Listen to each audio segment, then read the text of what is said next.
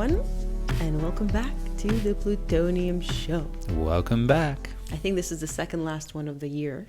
It is. So yeah, podcast 88. Thank you for joining us. Boy, has it been a crazy past couple of weeks since our last podcast. Just when you think they would take a Christmas holiday, but no. No, I mean, the whole end game, shenanigans.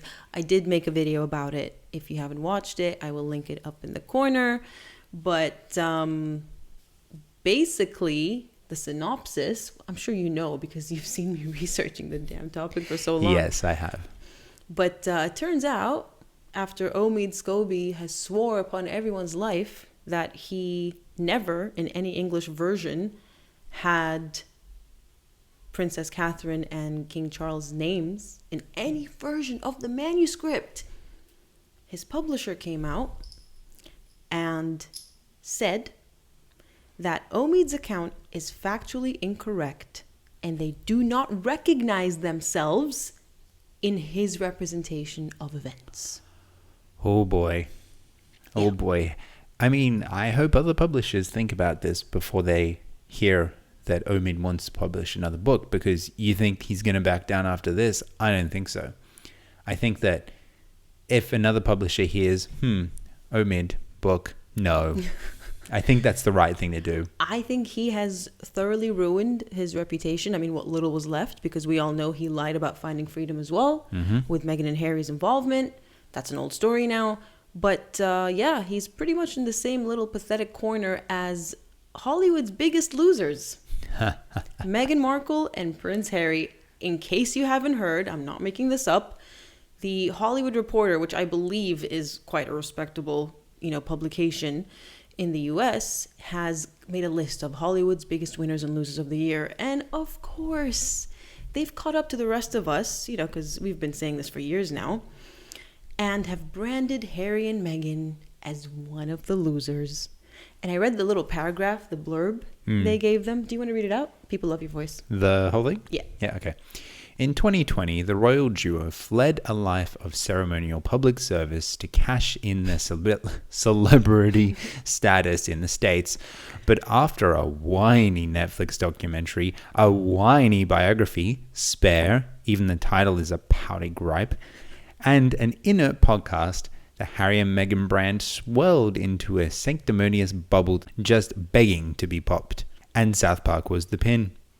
The show's 20-minute worldwide privacy tour takedown in March was savage and was followed by Spotify dropping archetypes, with the top executive labeling the duo grifters. Effing grifters, actually. Yeah, they forgot a word there. Still, all the scorn and mockery beats otherwise having to attend 200 plus official royal family engagements a year, which sounds hellish.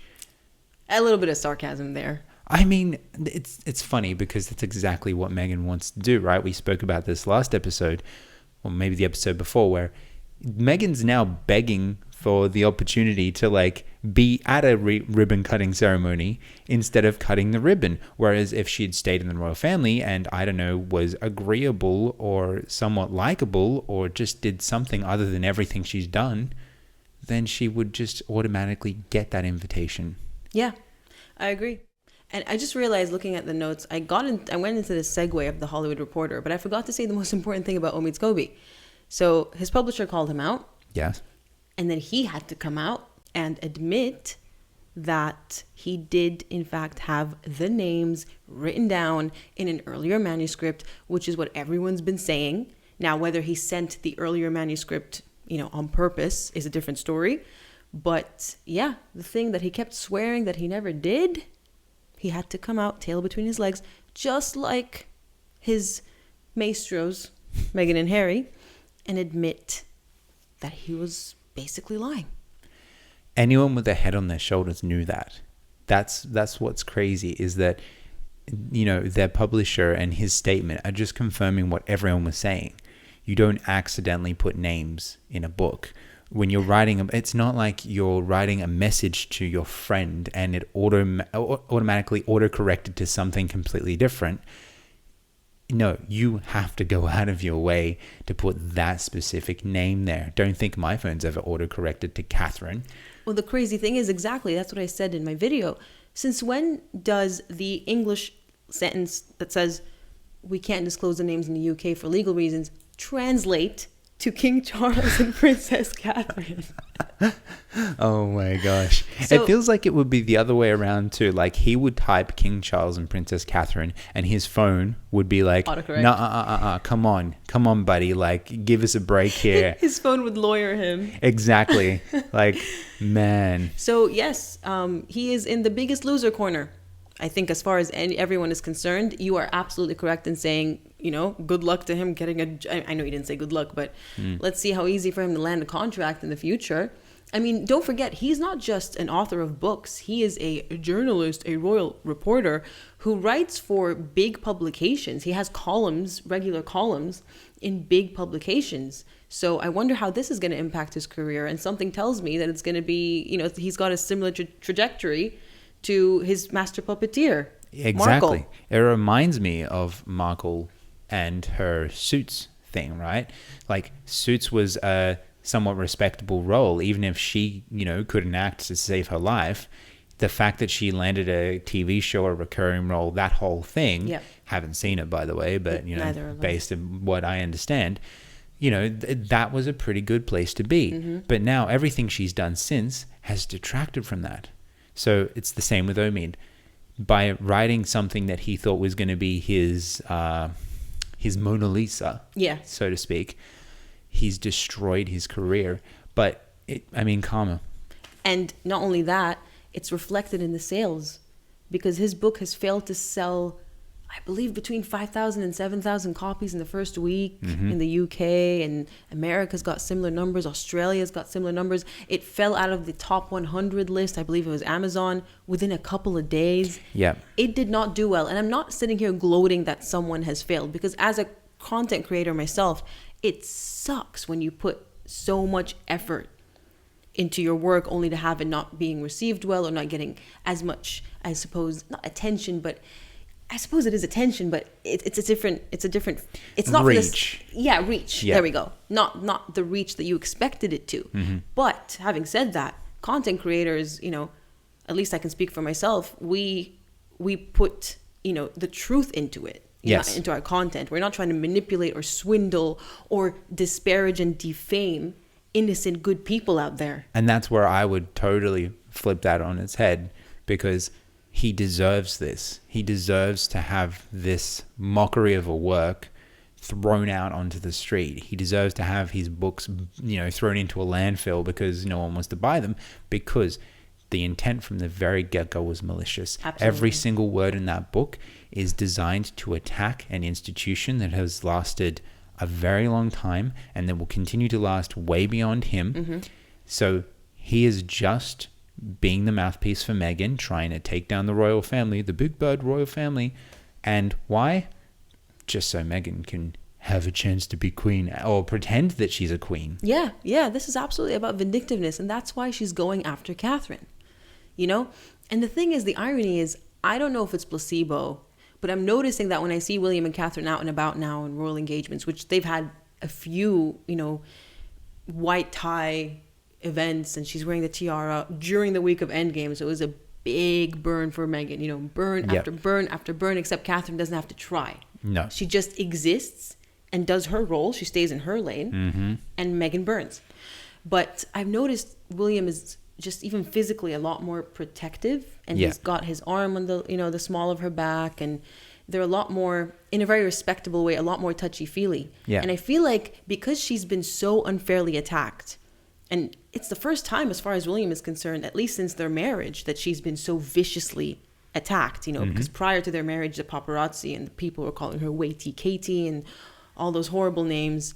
But I'm sure his protective instinct is just not only swelling, but I have a feeling based on what we've been through together, and it's Yeah. only brought us closer, with your stalker and all that. I have a feeling that William and Catherine are only getting closer and stronger and falling more in love because they're uniting even further under their one banner. Yeah. Because of the attacks. Absolutely. Based on our previous experience, people do say that those who experience traumatic events together, they do have that, a closer bond, and that's exactly what's happened to us.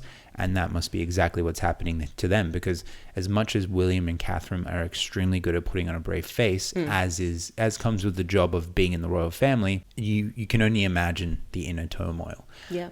And that's the difference, is that we can almost see Meghan's mask falling every second. But Catherine, no matter how many times Meghan attacks her, stands there strong. Yep. And she doesn't need to do anything. I wish she would. I wish someone would do something to put Meghan in her place. Yeah. But, at the end of the day, Catherine's already won.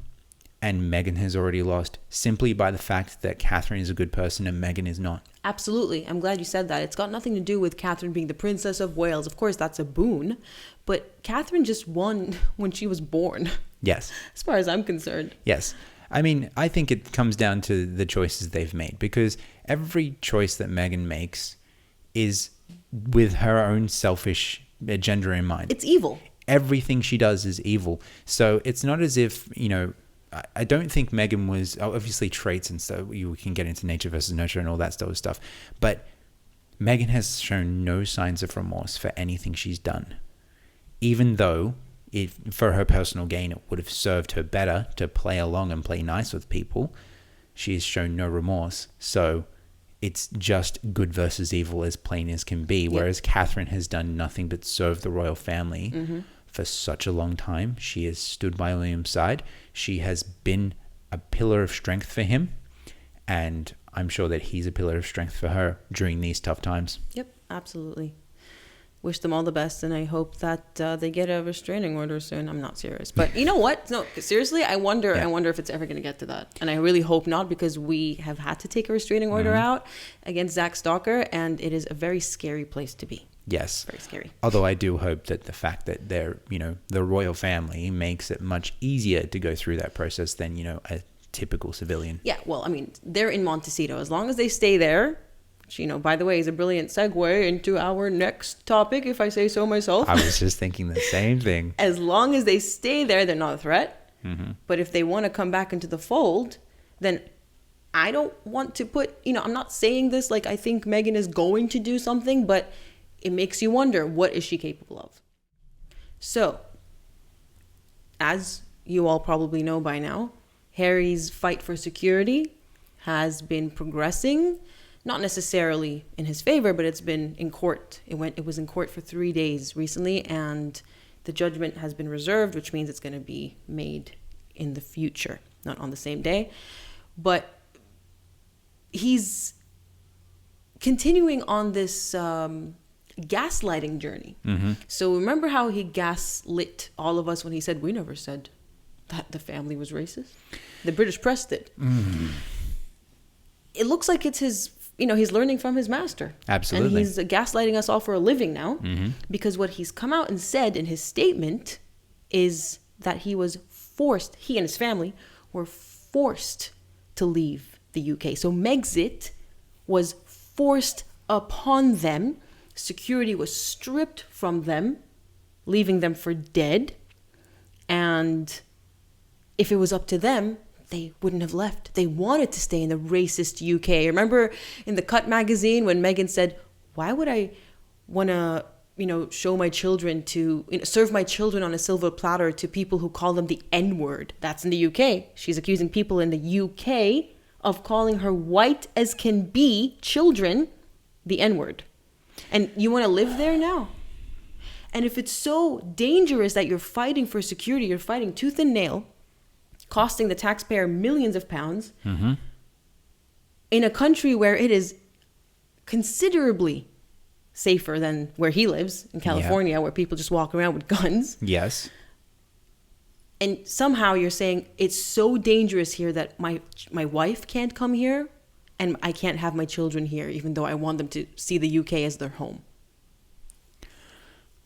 That's new. You want your children to see the UK as your home. Right? See, you know what? That sounds like the sort of thing that you would say in foresight before you've had your kids, right? You'd be like, where do we want to raise our kids? That sort of conversation, right?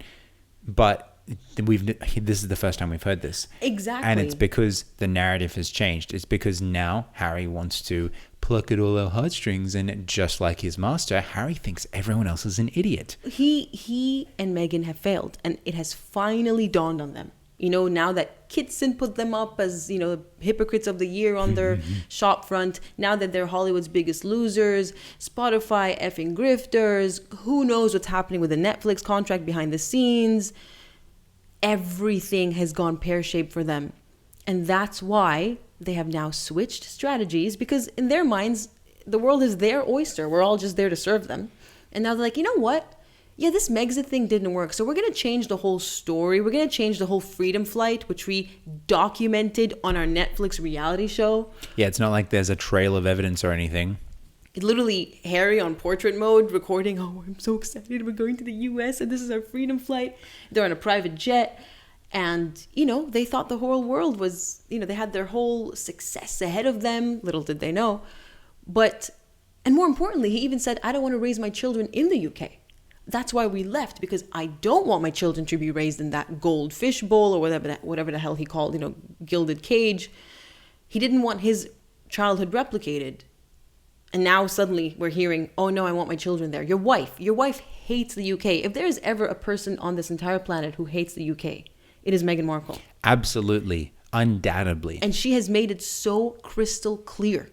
I've never experienced racism until I went to the UK. Really? I mean, my goodness.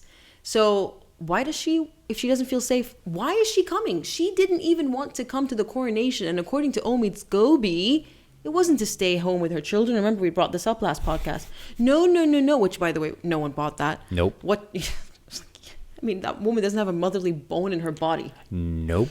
God knows how she treats Harry. And I can't think of a single person that Meghan Markle has treated right, actually, now that I think of it. Someone who's useful to her. There's this guy called Marcus Anderson. He was, I don't know, some big shot at Soho House, that members club that she was a part of, and how she met Harry and all those, how she rubbed shoulders with important people, I suppose. And they're still really good buds. He was with her in Canada at that hockey game when she was watching herself on the Jumbotron. Yeah, that was so funny. Yeah. Oh my gosh. He was always with her. But Omid said, and we know he's her mouthpiece, that she didn't want to go because she hates the UK and doesn't want to be involved in the royal family soap opera that she created. You mean the soap opera that didn't exist until you rocked up? You mean the soap opera that you keep perpetuating even from the other side of the globe? Yep, because it's what makes you relevant, and you know it, and you hate them for it. She hates them because she knows that they are the only reason she's relevant. Absolutely. I mean, I shouldn't even say she's relevant. She's known. She's infamous because she's not relevant. Mm-hmm. She's entirely irrelevant. And for those haters who go, well, if she's irrelevant, why do you talk about her? Because we call her out her BS. Look what happened.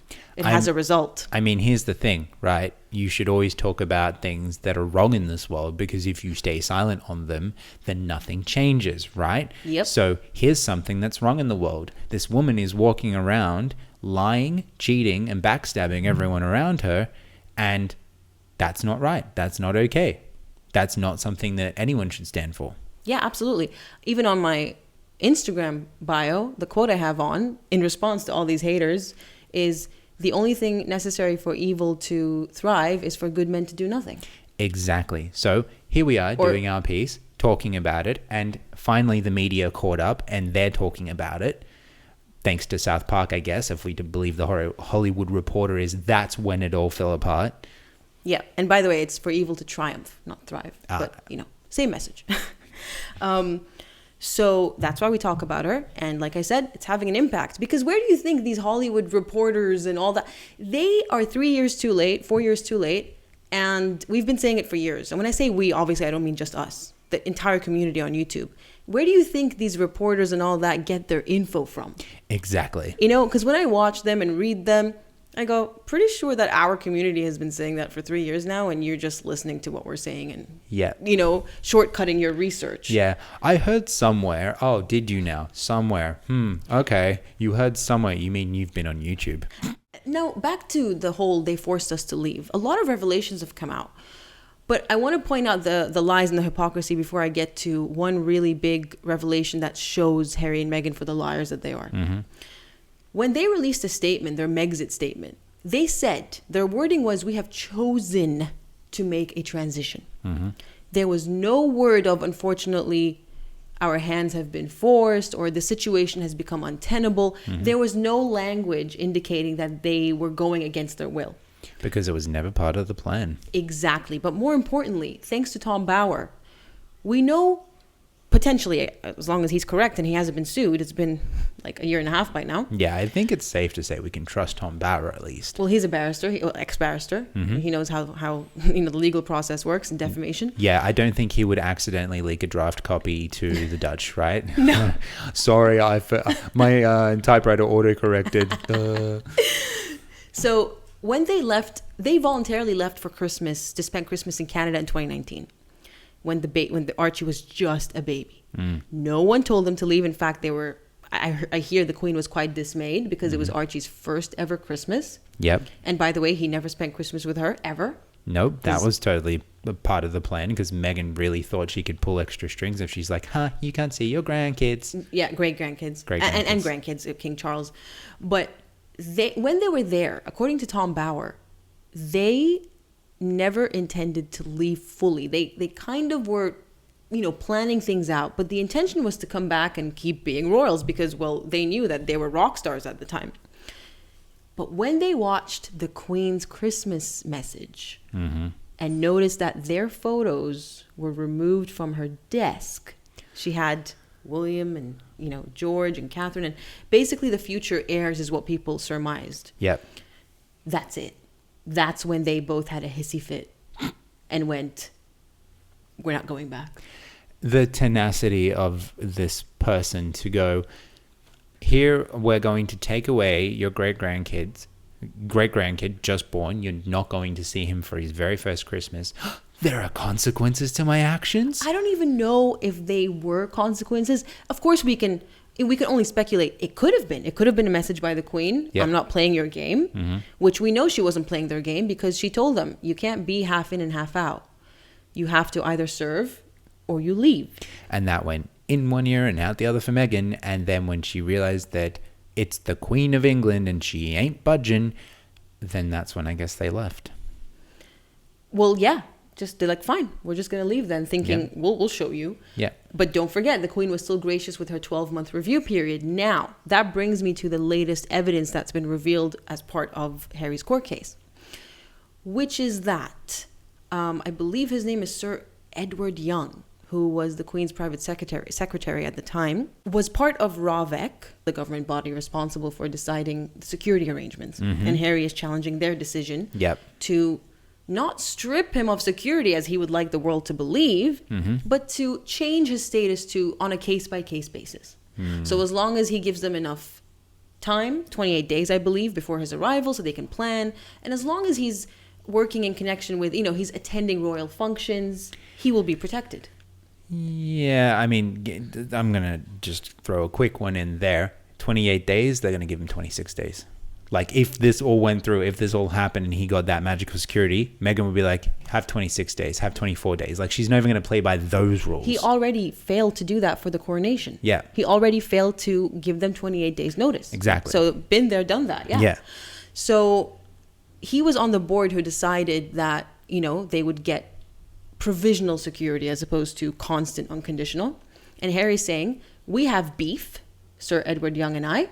He hates him. He wrote about him in his book Spare. Well, he didn't write it, but you know what I mean. And he called him the Bee. Harry is so immature. He has a nickname for almost everyone. Not, I know everyone has a nickname or, a term when you hate saying someone's name because they make you feel sick. Yes. But he just hates everyone. And he has a nickname for everyone. And did he hate everyone before or after he met Meghan? Because it almost sounds like, I can't take the credit away. It sounds like something Harry would do. But it also sounds like something Meghan would do too. She rocked up and was like, oh, I'm not going to refer to this person by their name, trying to take away that power and that respect. And then, Harry's writing his book. Yeah. And Meghan's like, no, you have to call them by my nicknames. No, I think it's him. It just sounds like him. She may encourage him, but I think the nicknames are him. We can't put everything on her. Oh, I don't mean to. It's just, a hypothesis, I guess. So this letter from Sir Edward Young revealed that the Queen, now we don't know the timeline, but it was definitely pre-Oprah and presumably during the 12-month review period. The Queen was quite anxious to have them protected overseas with security.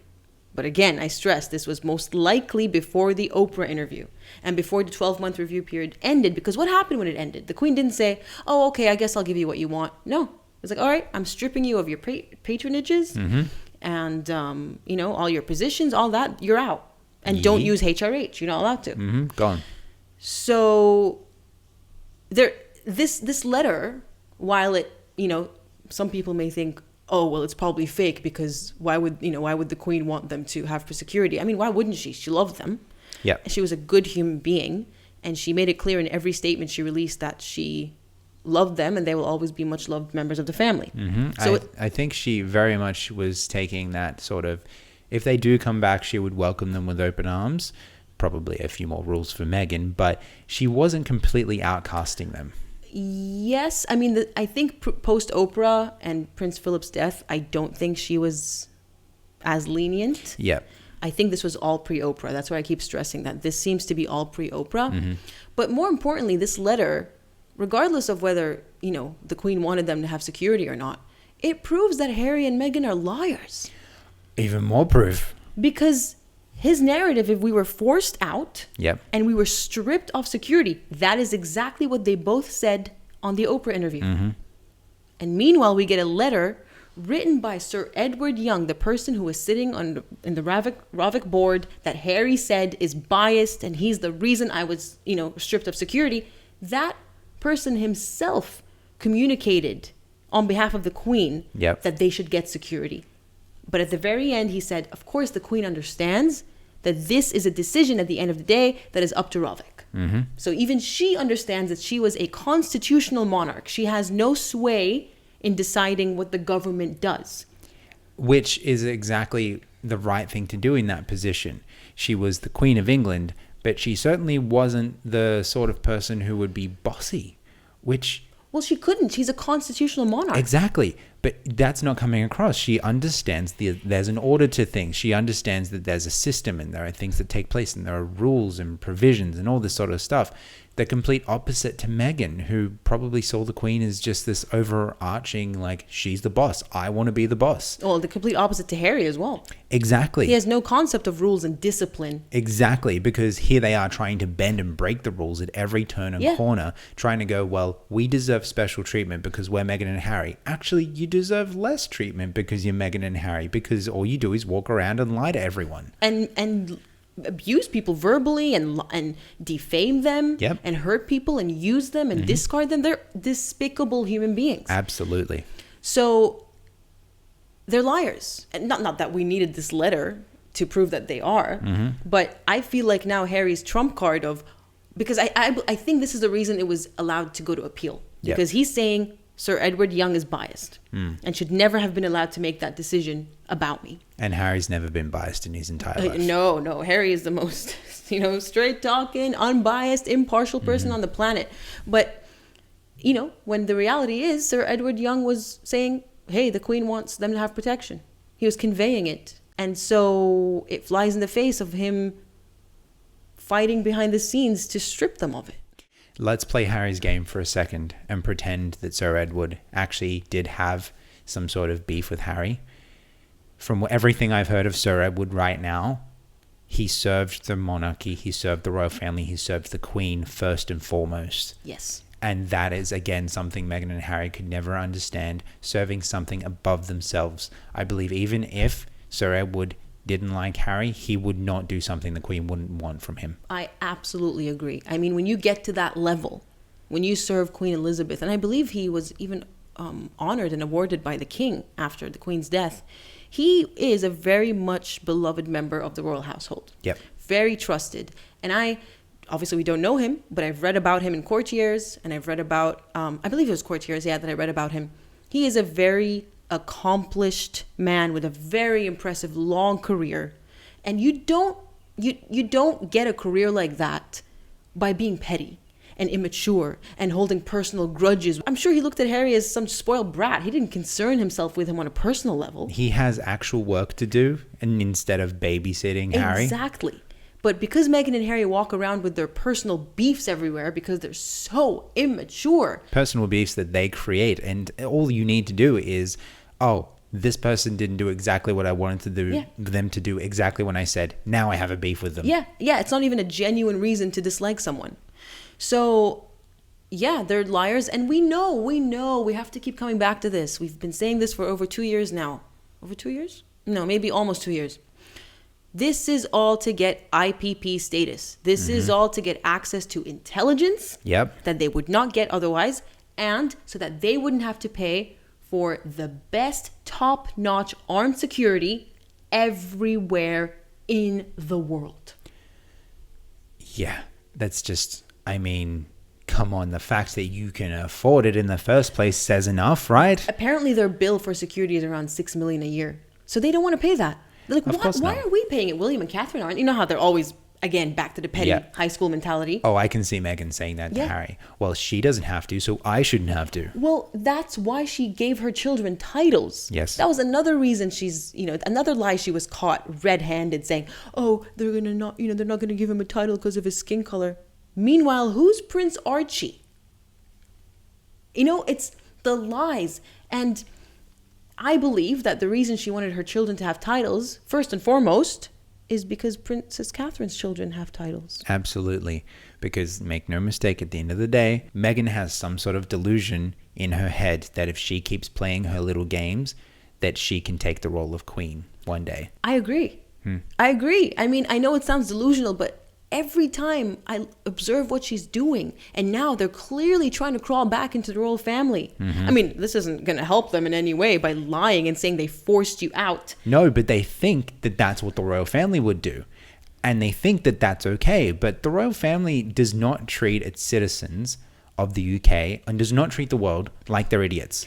The crazy thing is this proves as well that they were behind the Byline Times expose, because the Byline Times article from a few weeks ago or a month ago at this point wrote about how Harry and Meghan were forced out, that Megxit was forced upon them. And now Harry came out a month later saying exactly the same thing in his court case. So we're running out of time, but I will touch upon one final point.